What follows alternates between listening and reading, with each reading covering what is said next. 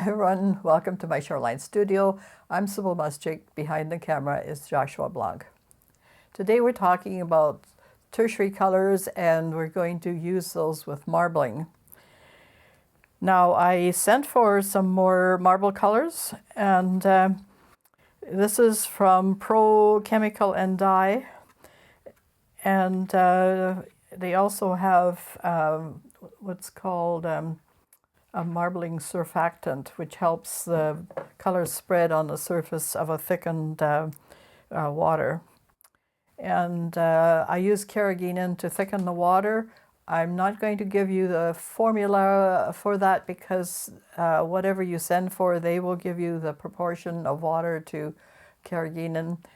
And it's sort of a tablespoon to about a liter of water, and you might want to make that warm water but not hot.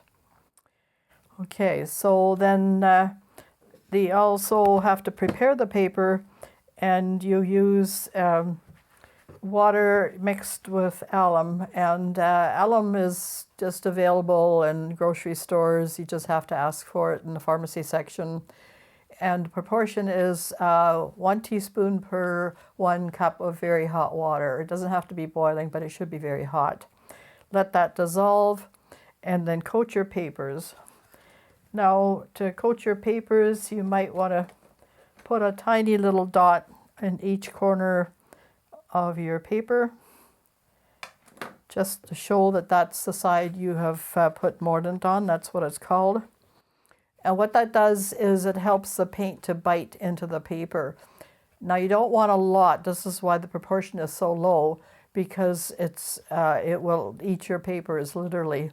And if you put it on a cloth, it will disintegrate the cloth. So you use a different system of colors for that. Jacquard colors are good for that. And I don't believe you need a mordant for cloth. So. Yes, these Pro Chemical and Dye are these colors here. They come in nice containers and it's a good size. It should last you quite a long time. And the surfactant, you can also use oxgall liquid to allow the colors to spread. It's probably what's in their surfactant to some degree. They never tell you the exact recipe. That would be telling, wouldn't it? So anyway, okay, so let's go on to the colors. And our colors here are tertiary colors. We start with lemon yellow, and then the yellow-orange, red-orange, and then going towards the blue more, to the cooler. This is still a warm color, blue-red, so it becomes sort of a violet. Then your blue-green, and finally your, no, sorry, this is the blue-green here, and this is the blue-violet. Okay, so let's coat. I'll just show you how to coat the papers, and I've already got them prepared ahead of time here. So don't forget to mark that corner. And you don't need to saturate your brush. You need a nice soft brush. And you just do the mordant one way.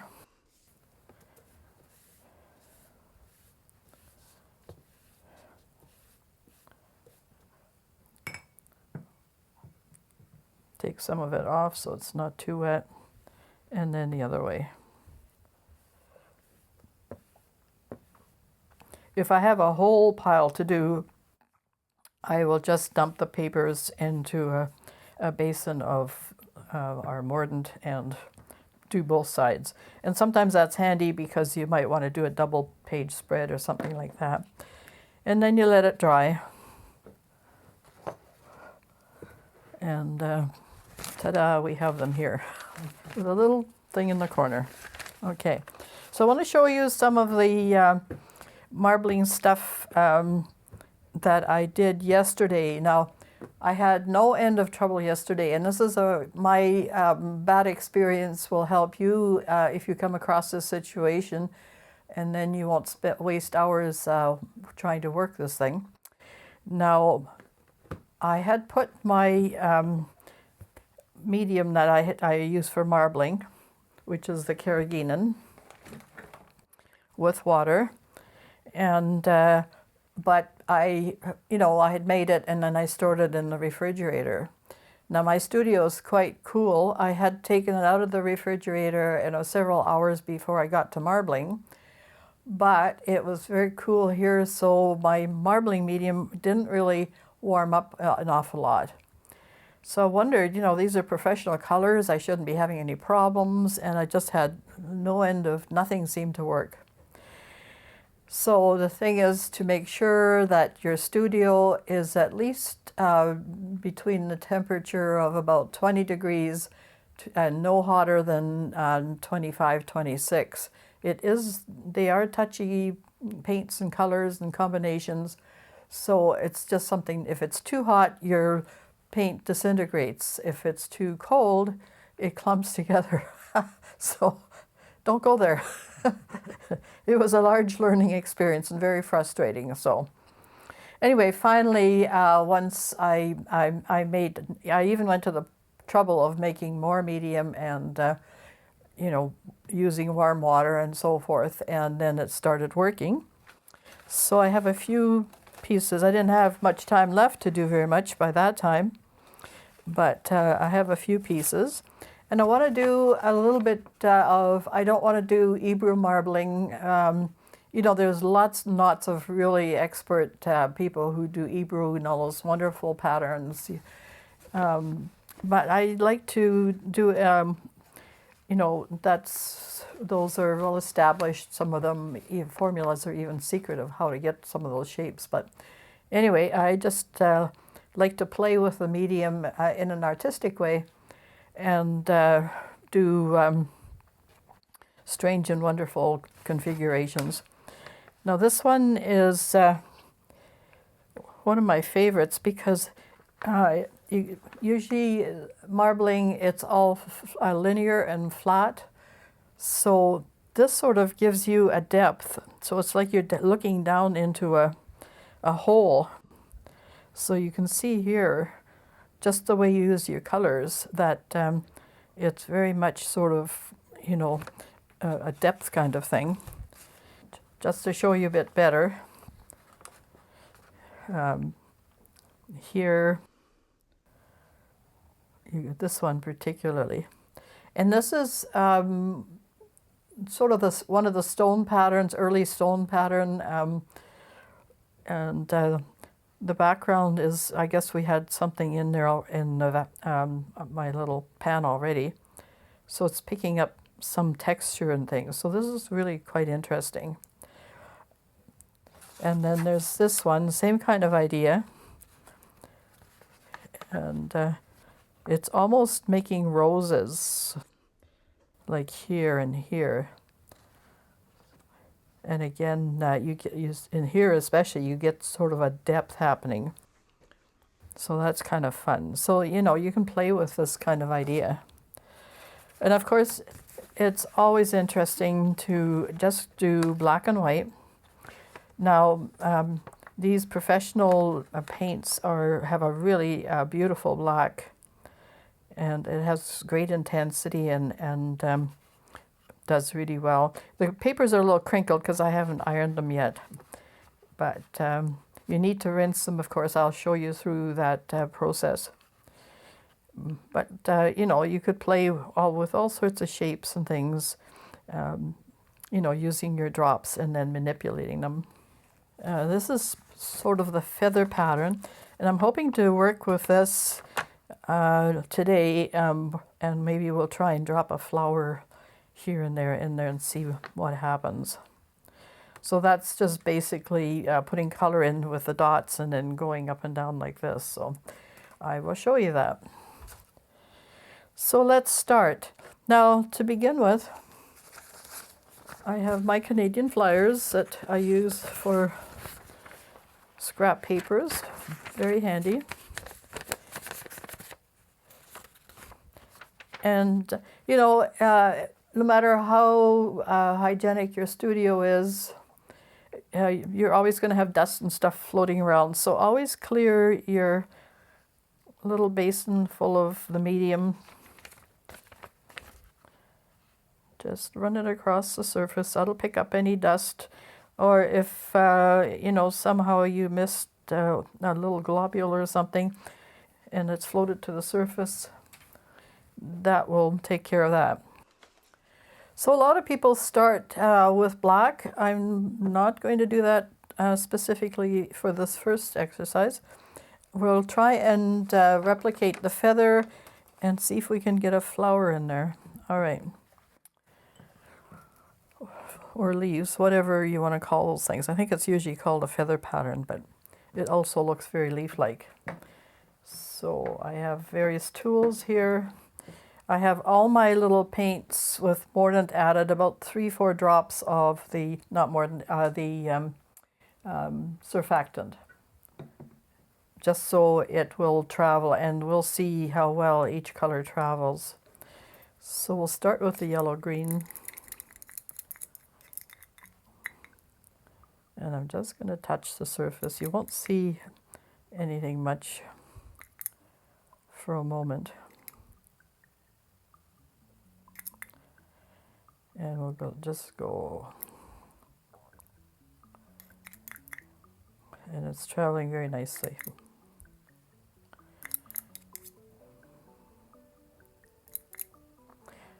I'm stirring it. They also recommend before you put the color into a little container that you shake it well. The containers leak a little bit, which is kind of disappointing. So keep a cloth handy, otherwise you'll have it all over your hands. All right, we're just going to work our way across here our tertiary colors. This is our yellow-orange.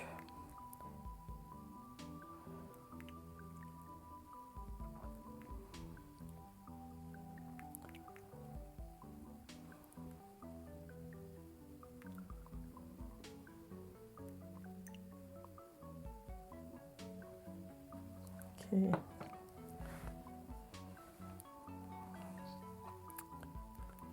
And the fun thing about marbling is that the colors push each other aside and don't blend.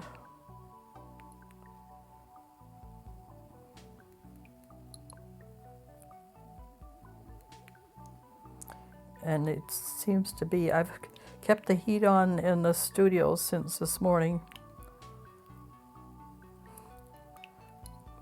And everything seems to be working all right. It's supposed to float, the colors are supposed to float on the surface and not sink.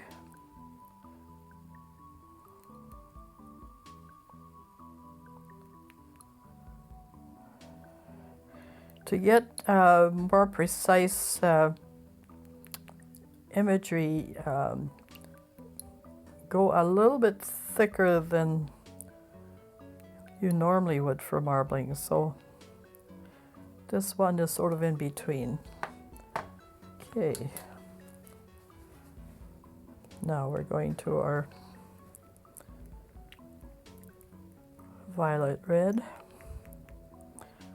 So yellow and violet are complements. So they will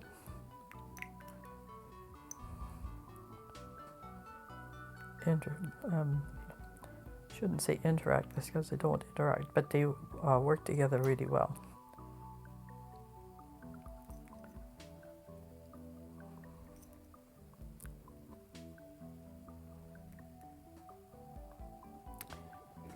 In nature, flowers, some of the most dominant flowers are usually yellow or violet. They tend to, because maybe the ultraviolet light in them for bees and such is stronger, and they attract insects for pollination. So usually your first flowering plants, it'll be the yellow or the violet ones that start off. So I'm just cooling down our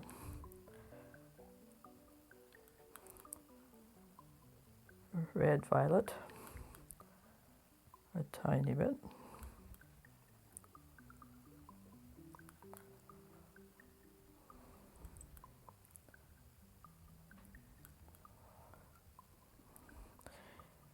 Okay.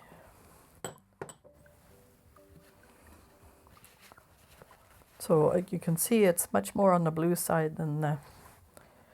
Now we'll put the turquoise in with the yellow, and then you'll see the difference really well.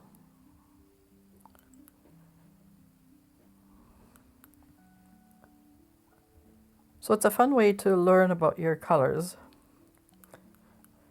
And of course, you can buy those inexpensive marbling kits and work with your kids. And that way you can teach them about colors, about mixing,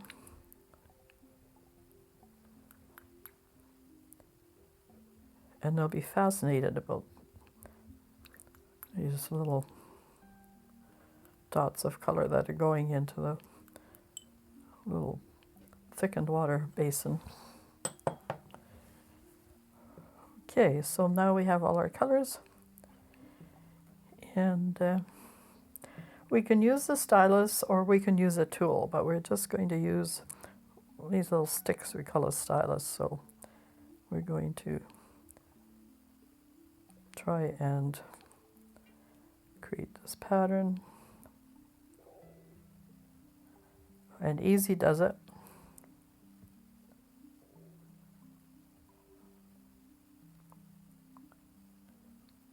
If you move too fast, then your pattern can go awry, like here.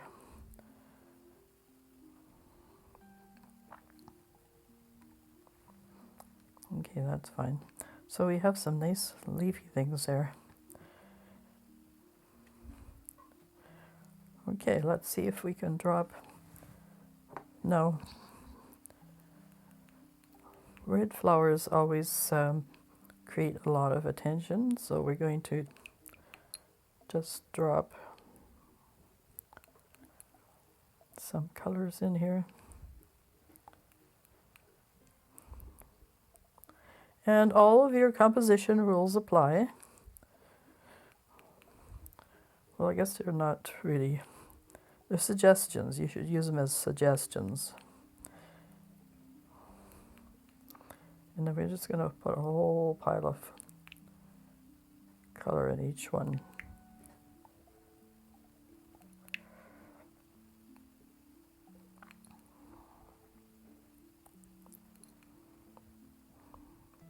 And you can see the other colors are pushing back a little bit. And that's perfect.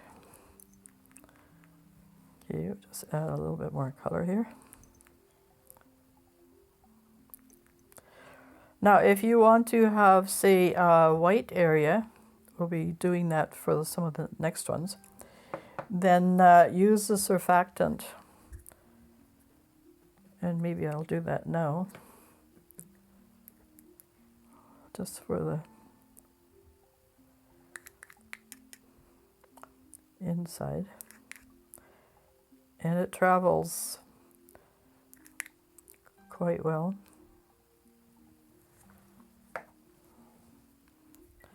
And starts creating other things here.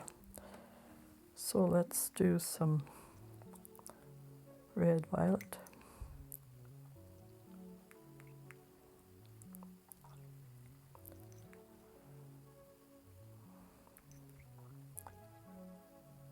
And we'll intensify the colors. The more you put in, the more it intensifies the color. Oh, we have a bubble.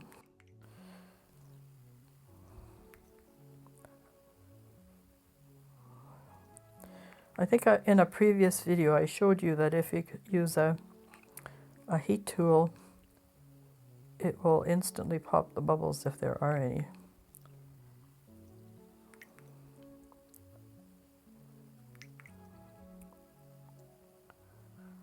Okay.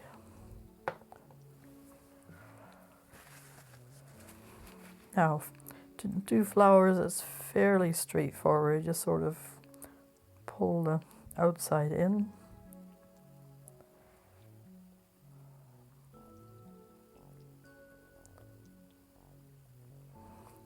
And you can do as many petals as you want.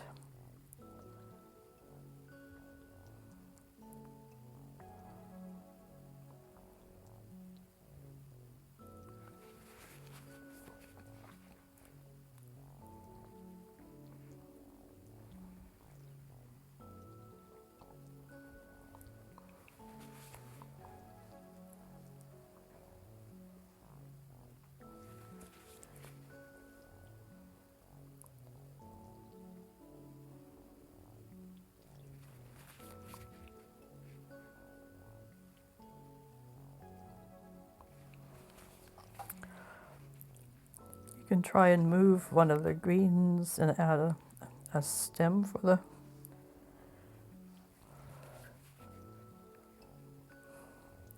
I think that's looking pretty good. Okay, so maybe alternate, you can bring your petals out this way.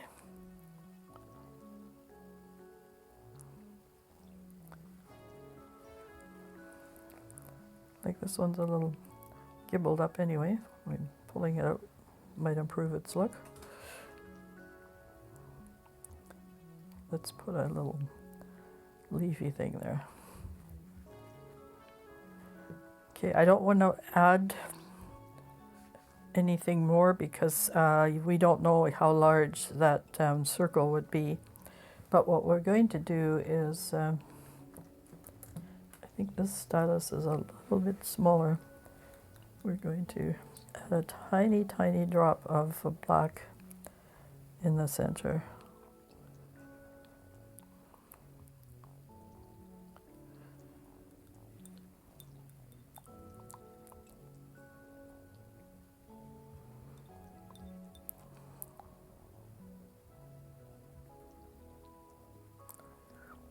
There we go. And then just to coordinate it more, we'll go back to our... Be sure and stir your colors as you go. They do settle out a bit.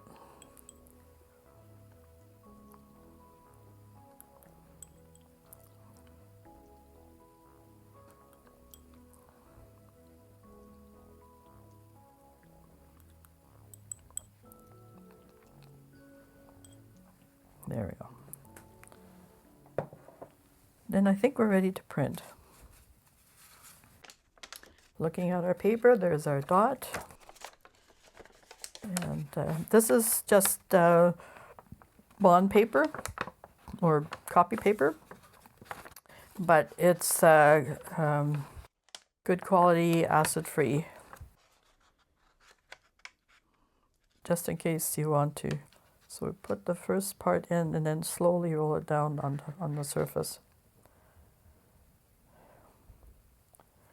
Now it might curl a little bit. Sometimes I just push the edge under so it keeps it down. Look for air bubbles.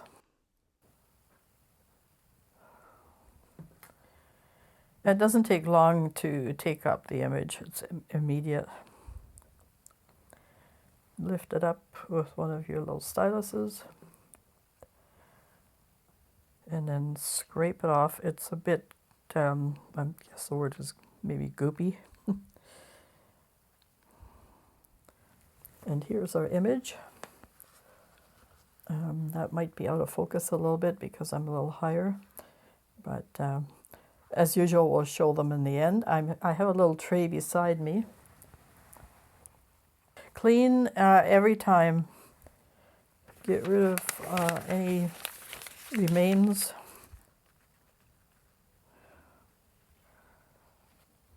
Some may sink eventually, but you should be able to keep this basin of medium fairly clean for quite a number of prints.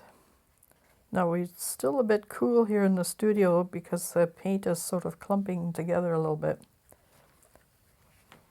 I think we're sitting at about 18 or 19 degrees, right?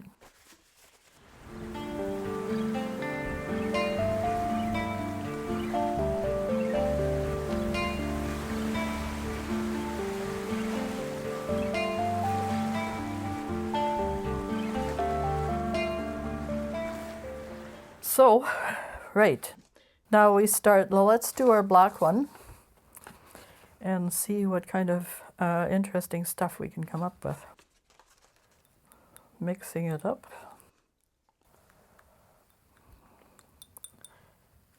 And let's just use one of these. These, they often come with kits, or you can buy them separately. Probably Amazon has them as well. And it's for putting a lot of little dots down. And the formal way is to just splatter some of these dots.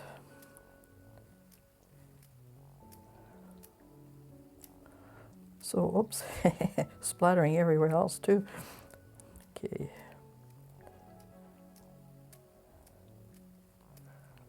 So dots within dots. This is called the stone pattern, but we're going to be doing weird and wonderful things to it. So that's a fast way of getting some color on your medium. You can rinse it off.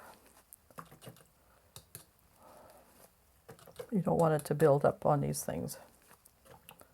And I've dedicated this particular one, just cleaning up my dots. A little bit of more of this surfactant. And I could put ox gall, I have that too. But I'm not sure they're compatible with these colors, so we're not going to take a chance. So to remember with this way of doing it is you can get the white back, see? Then the black isn't overpowering.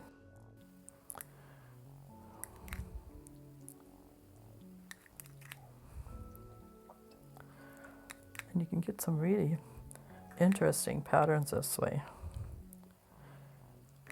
And then of course you can go back in and put more black in if you want, which we may do. We have quite a range of tones. This is a nice way of getting tones.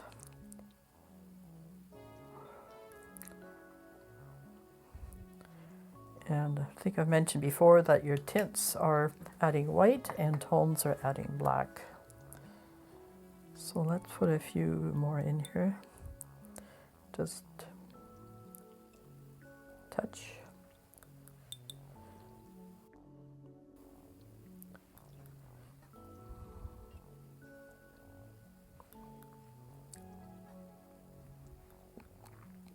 Now I have no idea how this is going to turn out. It's very hard to pre-plan marbling. You can have sort of a vague, a bit of, inspiration if you like. And then just let the medium tell you where to go with it. Relax and have fun with it.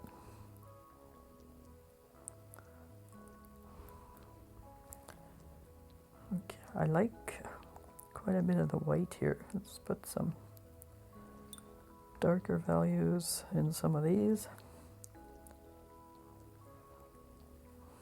Okay. And don't get too carried away. What to do? Let's go across in lines,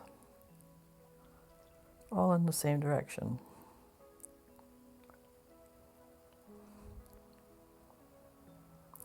Could probably get some interesting tree shapes out of this.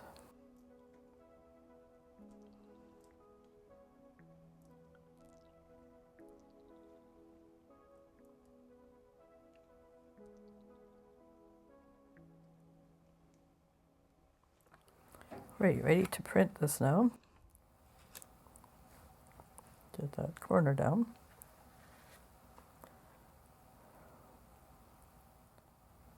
Yeah, just let a little bit of that liquid spill onto the back.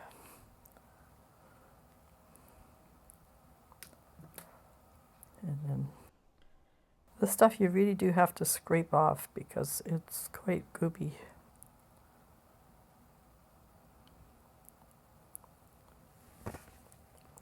All right, now can you see that? It's going to have a lot of drama, really bright whites. And we put it in our little bath here, and maybe I'll get Josh to put it in our water bath, and we just let it run for a bit. In the sink, I've got another pan of clear water, and I just run it back and forth, and don't put water directly on the print. What? Oh. All right. Okay. Now, the black is very intense, and you don't want it sinking. Often I will leave any black work to the very end because it can contaminate your little water bath here.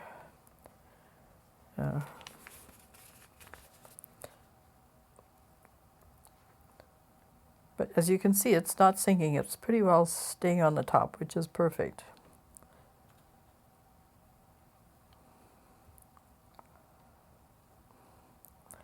But some of it is just below the surface, so our temperature is still a little bit on the cool side.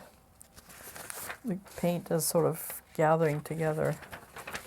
I did a whole school doing marbling, and I had all these. I think I've mentioned this before in a previous video. And we even had the principal, laying out the marbled papers that the students had made. And it really did a marvelous job. But we were in a room that was extremely warm, and our paint started disintegrating. So we opened all the doors and windows that we could to get the temperature down. Now we'll work with this for one more session, and this stuff is sinking a bit, and it will color your work a little bit, but not too much. Okay, well, so let's try this one and see if we can. Just wanted to show you again. Doesn't it look like a petal of a rose? You know, just amazing some of the weird things that happen. And this one,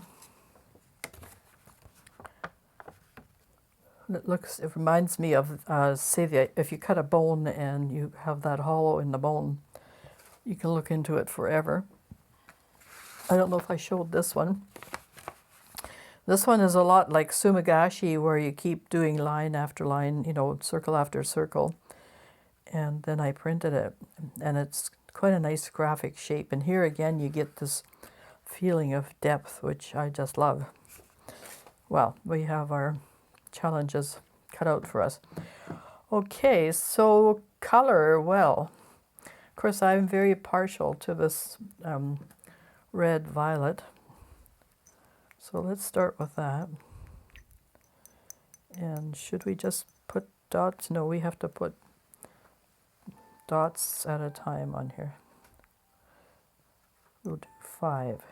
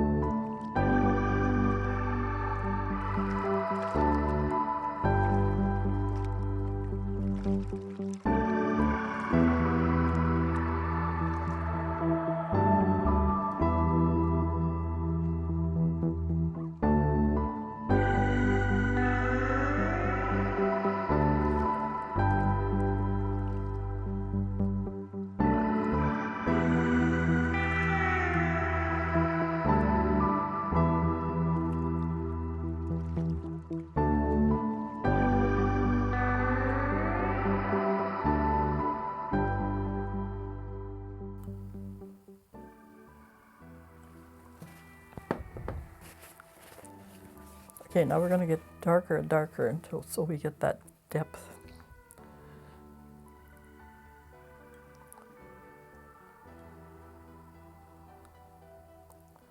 Having a few little dots actually just adds interest, so I'm not too worried about things splashing around a little bit. And I pretty want to have all the little circles practically touching each other, not too much white space around.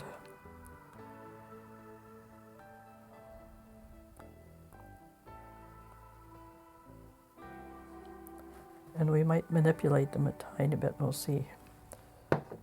More green. Blue-green. This one travels really well.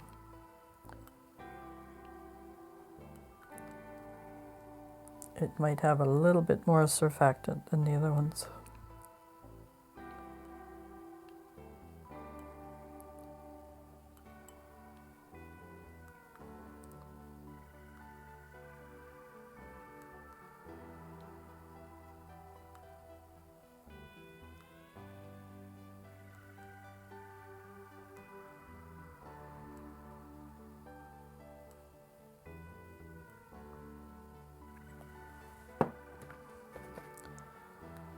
And now, don't think I liked it, the dark so stark, so we might do black and then drop, you know, maybe the blue-green back into it.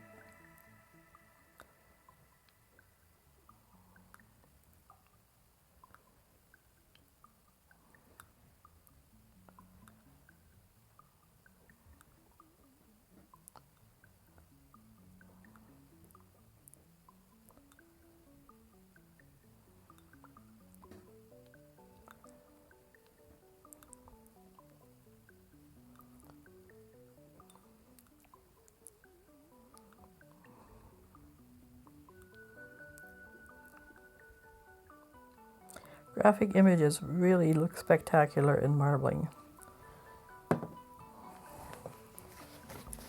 I think in that one of the previous ones, I just did a big circle, and it looked pretty good. Okay, so back to our blue-green.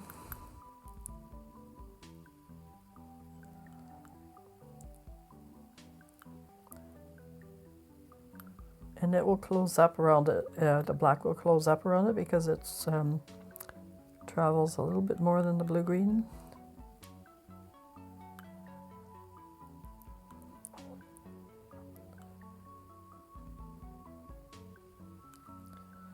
And then we should have that idea of depth.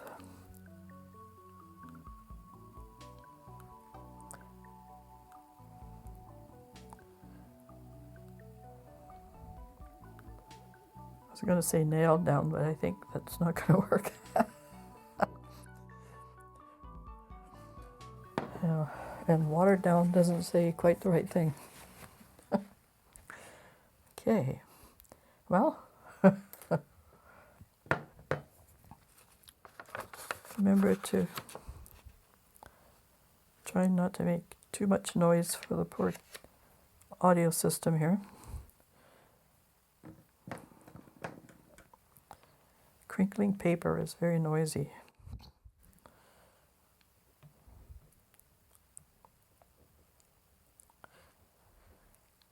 And if it does curl a bit, if it doesn't curl all the way around, and it will stay there, but if it curls only a bit and you leave it, it will straighten out again as it gets wet.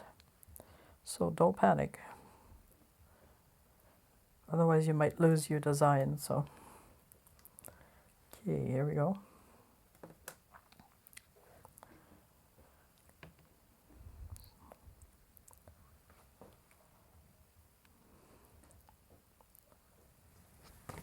All right, so here's all our little dots. And definitely, yes, it's got even more depth because you're sort of looking through a tunnel into the light. And that's very cool. Okay, we need to rinse it. It's got a lot of that gel stuff in it. Wait myself. So there you have it. We'll show everything at the end as usual. And thanks for joining me today. Hope you know you even if you just get that little marbling kit and have some fun with your family or for yourself. Marbled paper is wonderful for covers for books or inside leaves or you know, cards. There's so many wonderful things you can do with them. They are a form of printmaking because you're taking an image, even though the surface is that is wet.